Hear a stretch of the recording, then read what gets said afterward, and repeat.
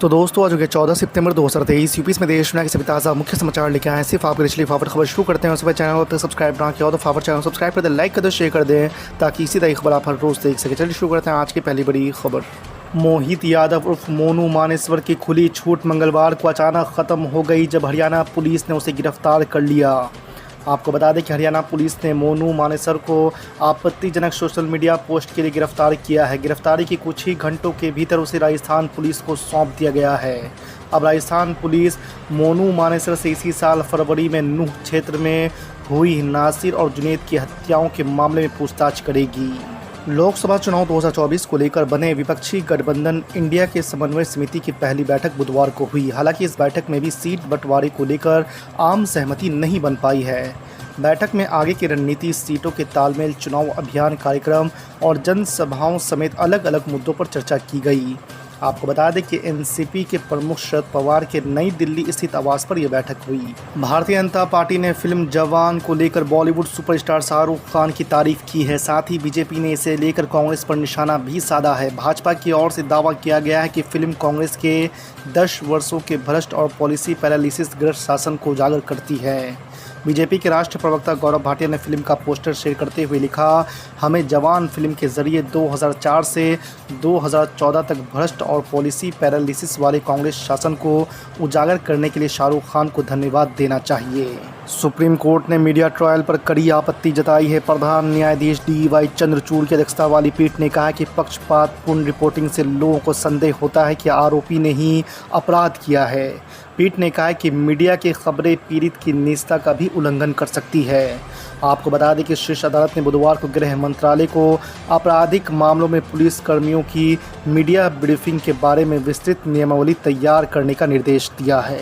देश में बढ़ती महंगाई को लेकर आम आदमी पार्टी ने केंद्र सरकार पर हमला बोला है। आपके राज्यसभा सांसद राघव चड्ढा ने बुधवार को कहा है कि जब पूरा देश महंगाई की मार से जूझ रहा है, इस समय नई दिल्ली में महंगाई दर सबसे कम है। उन्होंने कहा कि देश में राष्ट्रीय औसत महंगाई दर 6% ज़्यादा है, लेकिन दिल्ली में ये महज 3% है। ये सिर्फ और सिर्फ केजरीवाल सरकार के कल्याणकारी मॉडल की वजह से संभव हुआ है। देश की सबसे बड़ी अदालत ने दिल्ली की केजरीवाल सरकार द्वारा राष्ट्रीय राजधानी में पटाखा फोड़ने पर लगाए गए बैन के मामले में हस्तक्षेप करने से इनकार कर दिया है। आपको बता दें कि अभी हाल ही में केजरीवाल सरकार ने ऐलान किया था कि दिल्ली में पटाखों की बिक्री, निर्माण और इसके इस्तेमाल पर पूर्ण तरीके से पाबंदी रहेगी, जिसके बाद ये मामला सुप्रीम कोर्ट की दहलीज तक पहुंच गया था। अब सुप्रीम कोर्ट ने केजरीवाल सरकार के इस फैसले में हस्तक्षेप करने से इनकार कर दिया है। इंडिया गठबंधन की पहली कोऑर्डिनेशन कमेटी की बैठक खत्म होने के बाद डिप्टी CM और RJD नेता तेजस्वी यादव ने बताया है कि आज मीटिंग पूरी तरह से सकारात्मक रही। कई विषयों पर बात हुई और आगे की रणनीति को तय किया गया। तेजस्वी यादव ने कहा कि सीट शेयरिंग को लेकर भी जल्द से जल्द बातचीत होगी। इसके अलावा बैठक में शामिल सभी दलों ने जातीय जनगणना के मुद्दे को प्रभावी ढंग से आगे बढ़ाने पर सहमति जताई है। MIM बिहार के एकमात्र विधायक अख्तुल ईमान ने नीतीश कुमार की राजनीति पर सवाल उठाए हैं। उन्होंने कहा है कि बिहार के मुख्यमंत्री नीतीश कुमार मौका मिलने पर कुछ भी कर सकते हैं। मुख्यमंत्री नीतीश कुमार मौका मिलने पर बीजेपी के साथ एक बार फिर जा सकते हैं, क्योंकि उनके और बीजेपी के काम करने का तरीका एक ही है। दरअसल विधायक अख्तुल ईमान PM मोदी से नीतीश कुमार की मुलाकात पर सवाल उठा रहे थे। उन्होंने कहा कि मुख्यमंत्री नीतीश कुमार ने कहा था कि मिट्टी में मिल जाएंगे लेकिन बीजेपी के साथ नहीं जाएंगे, लेकिन अब वो प्रधानमंत्री नरेंद्र मोदी के साथ भोज में शामिल हो रहे थे। आगामी लोकसभा चुनाव के लिए कांग्रेस पार्टी अभी से रणनीति बनाने में जुट गई है। इस बात को ध्यान में रखते हुए कि देश की सत्ता का रास्ता उत्तर प्रदेश से जाता है, पार्टी इसको लेकर खास योजना बना रही है। इसके तहत कांग्रेस की योजना 2024 के आम चुनाव में यूपी से कुछ बड़े चेहरों को मैदान में उतारने पर है। ऐसी जानकारी भी सामने आ रही है। कांग्रेस पार्टी के अध्यक्ष मल्लिकार्जुन खड़गे को भी चुनाव लड़ाने की तैयारी है। आंध्र प्रदेश में विजयवाड़ा की निचली अदालत से मंगलवार को तेलुगु देशम पार्टी के प्रमुख चंद्रबाबू नायडू को बड़ा झटका लगा है। कोर्ट ने घर में नजरबंदी की उनकी याचिका मंगलवार को खारिज कर दी है। आपको बता दें कि नायडू करोड़ों रुपए के घोटाले से संबंधित मामले में गिरफ्तार किए गए हैं। वह फिलहाल 14 दिन की न्यायिक हिरासत के तहत केंद्रीय कारागार में बंद है। TDP चीफ के वकील जयकर मट्टा ने बताया कि नजरबंदी की अपील खारिज कर दी गई है। तृणमूल कांग्रेस के सांसद और एक्ट्रेस नुसरत जहां पर केंद्र एजेंसी प्रवर्तन निदेशालय का शिकंजा कस गया है। मंगलवार की सुबह नुसरत कोलकाता में ED के दफ्तर पहुंची, जहां केंद्र एजेंसी के अधिकारी कथित रियल एस्टेट घोटाला मामले में उनसे पूछताछ कर रहे हैं। ईडी ने पिछले हफ्ते उन्हें रियल एस्टेट घोटाले के सिलसिले में 12 सितंबर को पूछताछ के लिए बुलाया था।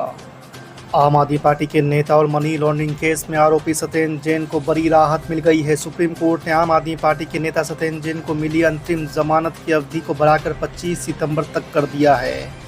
मेडिकल ग्राउंड पर सत्येंद्र जैन को मिली अंतरिम जमानत की अवधि को अदालत ने बढ़ा दिया है। बिहार के डिप्टी सीएम तेजस्वी यादव ने आरजेडी प्रमुख लालू प्रसाद के खिलाफ लैंड फॉर जॉब मामले में केंद्र गृह मंत्रालय द्वारा सीबीआई को मामला चलाने की मंजूरी दिए जाने पर कहा है कि इसमें कुछ भी नया नहीं है।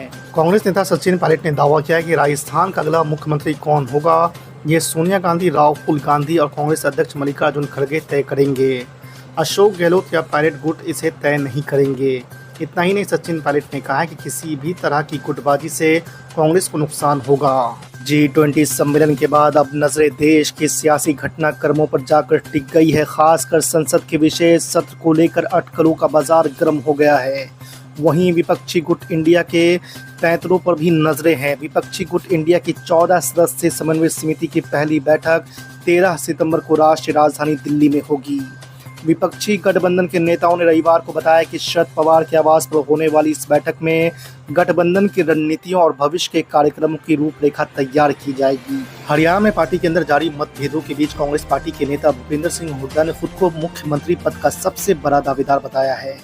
पूर्व मुख्यमंत्री ने रविवार को करनाल में पत्रकारों के सवालों का जवाब देते हुए कहा कि हरियाणा के लोग और पार्टी विधायक मुख्यमंत्री का चुनाव करेंगे, लेकिन मैं इस पद का सबसे बड़ा दावेदार हूं और रहूंगा। कांग्रेस नेता राहुल गांधी ने पेरिस में छात्रों के साथ चर्चा के दौरान भारतीय जनता पार्टी पर निशाना साधते हुए कहा कि सत्ताधारी पार्टी किसी भी कीमत पर सत्ता हासिल करना चाहती है और उसका हिंदू धर्म से कोई लेना देना नहीं है। राहुल गांधी ने इस बात पर जोर देकर कहा कि विपक्षी भारत की आत्मा के लिए लड़ने को लेकर प्रतिबद्ध है और देश मौजूदा उथल पुथल से सकुशल बाहर आ जाएगा।